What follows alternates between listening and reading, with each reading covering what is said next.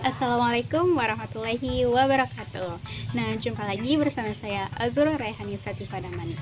Nah, kali ini dan di kesempatan kali ini kita akan membahas mengenai sejarah dari Darul Islam atau DI dan Tentara Islam Indonesia atau TII. Nah, saksikan video penjelasannya. Jangan lupa siapkan alat tulisnya dan mari kita mulai. Sejarah gerakan TII di Indonesia. Darul Islam atau Tentara Islam Indonesia. Gerakan Darul Islam atau DI ini merupakan gerakan politik yang terjadi pada awal tahun 1948. Nah, gerakan ini mempunyai pasukan yang disebut dengan Tentara Islam Indonesia atau TII. Sehingga pemberontakan ini sering disebut dengan DI-TII. Nah, gerakan DI-TII ini memiliki tujuan untuk mendirikan negara Islam Indonesia.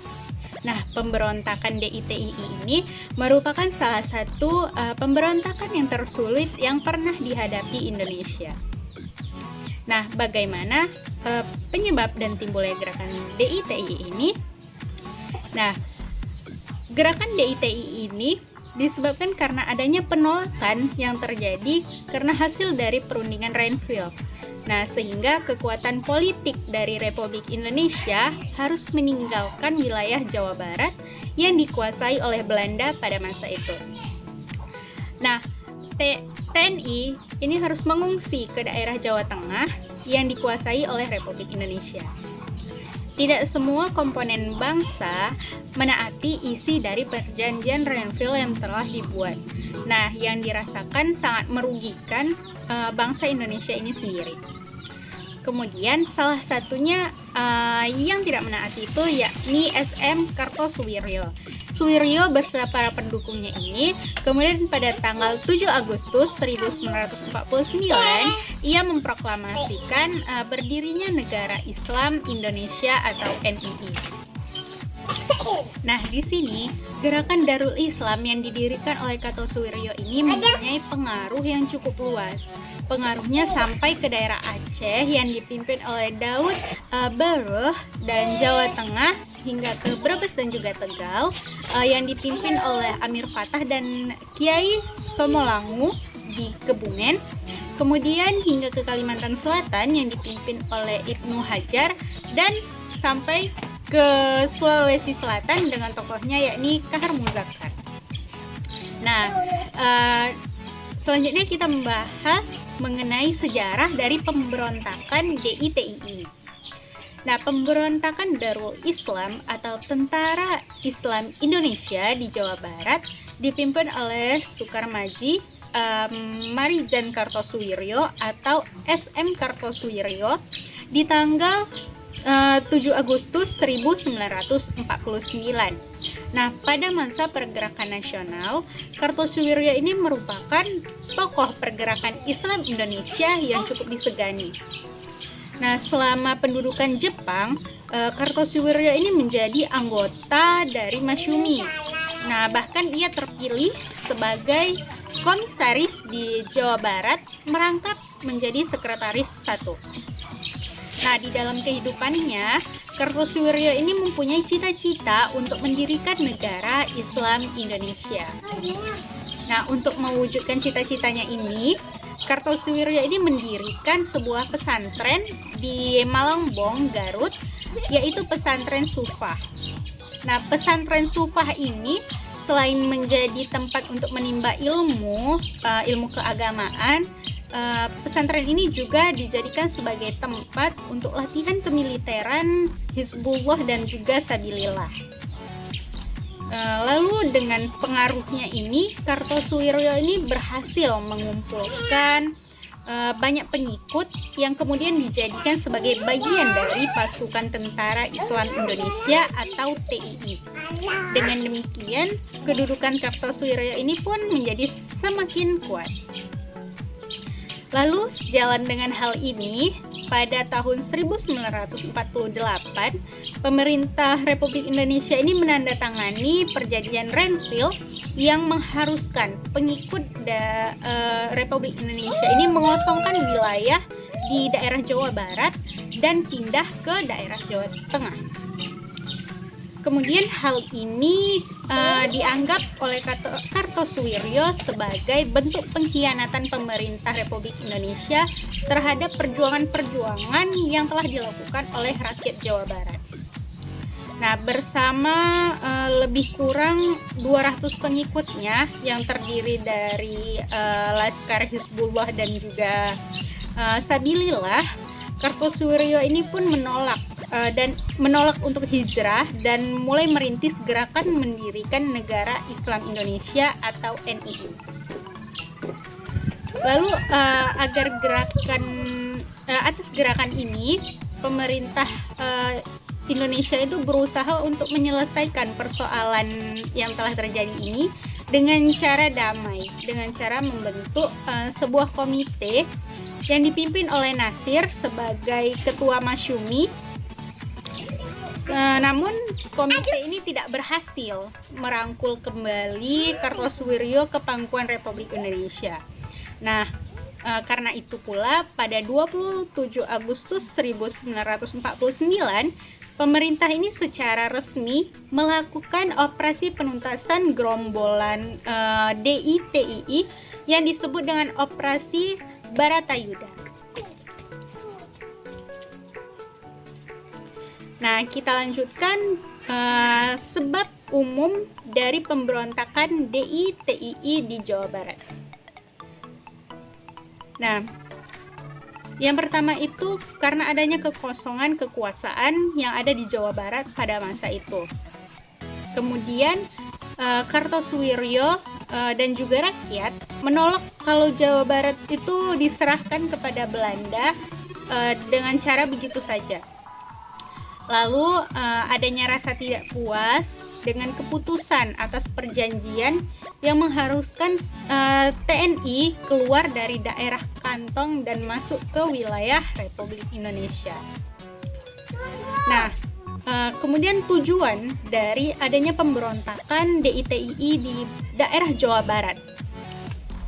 Yang pertama itu karena adanya rasa ingin mendirikan negara yang berdasarkan pada agama Islam lepas dari NKRI sewaktu tentara Belanda ini menduduki ibu kota Republik Indonesia yang pada masa itu di Yogyakarta. Kemudian menjadikan syariat Islam sebagai dasar dari negara. Nah, pola tingkah laku dalam keluarga, dalam bermasyarakat, dalam berbangsa, ataupun dalam bernegara yang bersumber pada Al-Quran, hadis, ijma, dan qiyas.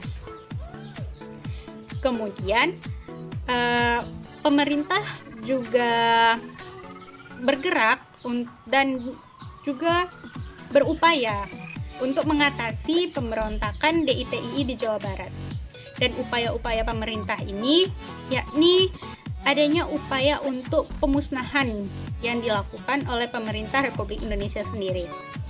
Nah, untuk menumpas dari gerakan DITII di Jawa Barat ini, pemerintah ini telah melakukan berbagai upaya seperti melakukan pendekatan musyawarah yang dilakukan oleh M. Nasir, namun pendekatan musyawarah ini tidak membawa hasil. Sehingga pemerintah ini terpaksa mengambil tindakan tegas dengan menerapkan operasi militer yang disebut dengan operasi Pagar Betis dan juga operasi Baratayuda untuk menumpas adanya gerakan-gerakan dari DITII ini. Kemudian operasi Pagar Betis yang dilakukan pemerintah dengan melibatkan rakyat untuk mengepung tempat-tempat persembunyian dari gerombolan DITII. Nah, di sisi lain, operasi Baratayuda ini juga dilakukan TNI untuk menyerang dari basis-basis kekuatan di gerombolan DITII ini. Dan dijalankanlah taktik dan juga strategi baru yang disebut dengan perang wilayah. Dan pada 1 April 1962, pasukan dari Siliwangi bersama rakyat itu melakukan operasi pagar betis atau mengepung pasukan DITII dengan mengepung pasukan DITII ini di seluruh penjuru wilayah. Dan juga operasi Baratayuda, yakni operasi untuk menumpas gerakan DITII Kartosuwiryo. Lalu pada 4 Juni 1962, Kartosuwiryo beserta para pengikutnya ditangkap oleh pasukan Siliwangi di Gunung Geber, Majalaya, Jawa Barat. Lalu Sukarmaji Marijan Kartosuwiryo atau SM Kartosuwiryo ini sempat mengajukan gerasi kepada presiden, tetapi ditolak. Dan akhirnya Kartosuwiryo ini dijatuhi hukuman mati dan dihadap regu tembak dengan keempat angkatan bersenjata Republik Indonesia pada 16 Agustus 1962. Setelah adanya gerakan DITII di Jawa Barat, kemudian terjadi gerakan pemberontakan DITII yang menyebar ke Jawa Tengah. Di Jawa Tengah ini, pemberontakan DITII ini dipimpin oleh Amir Fattah dan Mahfud Abdurrahman atau Kiai Somalangu. Nah, Amir Fattah ini merupakan seorang komandan Laskar Hizbullah di Tulangan, Sidoarjo, dan juga Mojokerto. Kemudian pada 23 Agustus 1949, setelah mendapatkan pengikut, Amir Fattah ini kemudian memproklamasikan diri untuk bergabung dengan DITII di Desa Pengarasan, Tegal. Kemudian Amir Fattah ini diangkat sebagai komandan pertempuran Jawa Tengah dengan pangkatnya yakni Mayor Jenderal Tentara Islam Indonesia. Nah, selain itu, di Kebumen juga muncul pemberontakan serupa yang dilancarkan oleh Angkatan Umat Islam atau AUI yang dipimpin oleh Kiai Somalangu. Kedua gerakan ini kemudian bergabung dengan DITII Jawa Barat yang dipimpin oleh Kartosuwiryo. Pemberontakan di Jawa Tengah ini menjadi semakin kuat setelah adanya Batalion 624 pada Desember 1951 yang membelot dan menggabungkan diri dengan DITII di daerah Kudus dan Magelang. Nah, untuk mengatasi pemberontakan yang terjadi ini, pemerintah ini membentuk pasukan khusus yang disebut dengan Banteng Raiders. Nah, pasukan Raiders ini pun melakukan serangkaian operasi kilat dengan tujuan penumpasan DITII ini, yaitu Operasi Gerakan Banteng Negara atau OGBN di bawah pimpinan Letnan Kolonel Sarbini, kemudian diganti oleh Letnan Kolonel M. Bahrun, dan dilanjutkan dipegang oleh Letnan Kolonel Ahmad Yani. Berkat operasi ini, pemberontakan DITII di Jawa Tengah ini dapat dituntaskan pada tahun 1954. Nah, untuk mengatasi pembelotan Batalion 624, pemerintah ini melancarkan Operasi Merdeka Timur yang dipimpin oleh Letnan Kolonel Soeharto. Nah, setelah itu ada juga pemberontakan DITII Daud Baro. Nah, pada 1953, tokoh terkemuka dari Aceh, Daud Baro ini mendeklarasikan wilayah sebagai bagian dari Negara Islam Indonesia atau NII dengan pasukan Tentara Islam Indonesianya, yakni TII. Nah, selain ingin mendirikan negara berbasis Islam, tujuan dari pemberontakan Daud Baro ini ialah ingin mengembalikan otonomi wilayah Aceh. Nah, tujuan dari pemberontakan ini adalah untuk mencegah kembalinya kekuasaan Ule Balang dan juga menegakkan syariat Islam.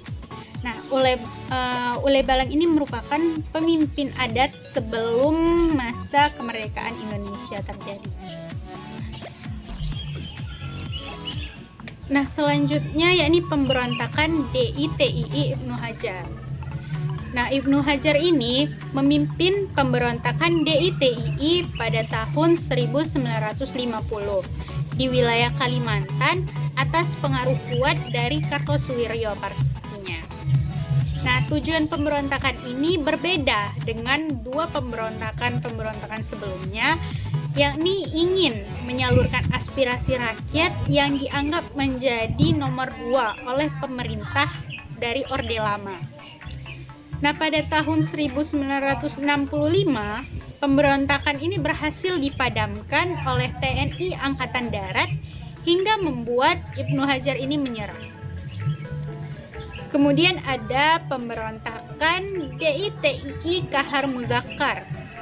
Nah, pada Agustus 1953, Kahar Muzakkar ini menjadi pemimpin dari pemberontakan DITII di Sulawesi Selatan. Nah, sama seperti tujuan Ibnu Hajar sebelumnya, Kahar Muzakkar ini merasa kecewa terhadap pemerintah pada masa itu. Karena dengan adanya pemberontakan ini, ia ingin memperlihatkan reaksinya terhadap banyaknya anggota tentara dari Kesatuan Gerilya Sulawesi Selatan yang tidak diterima sebagai tentara Republik Indonesia. Selain itu juga, Kahar Muzakkar ini juga ingin menjadikan syariat Islam itu sebagai dasar dari negara Indonesia. Nah, kemudian dilanjutkan dengan pemberontakan DITII oleh Amir Fattah. Nah, Amir Fattah ini melakukan pemberontakan di wilayah Jawa Tengah serupa dengan tujuan Kartosuwiryo. Amir Fattah ini memiliki tujuan untuk mengatasi pengaruh dari komunis yang sudah lama menjalar di pemerintahan Soekarno dan juga berinisiatif mendirikan negara Islam pastinya. Nah, lalu dengan adanya pemberontakan yang telah dilakukan, maka pemerintah kemudian melakukan penangkapan DITII pusat. Sebelumnya, perlu diketahui bahwa penumpasan DI dilakukan oleh TNI dari Divisi Siliwangi. Sebenarnya berkaitan dengan gerakan Darul Islam yang kemunculannya itu bersamaan dengan agresi militer yang kedua. Nah, TNI ini memiliki rencana tertentu untuk menghadapi agresi militer Belanda yang kedua. Di mana TNI ini menyusun rencana umum yang terkenal dengan nama Perintah Siasat Nomor 1 atau Instruksi Panglima Besar pada November 1948. Kemudian siasat atau perintah ini telah mendapatkan pengesahan dari pemerintah Republik Indonesia. Rencana ini didasarkan atas Peraturan Pemerintah Nomor 33 Tahun 1948 dan juga Peraturan Pemerintah Nomor 70 Tahun 1948.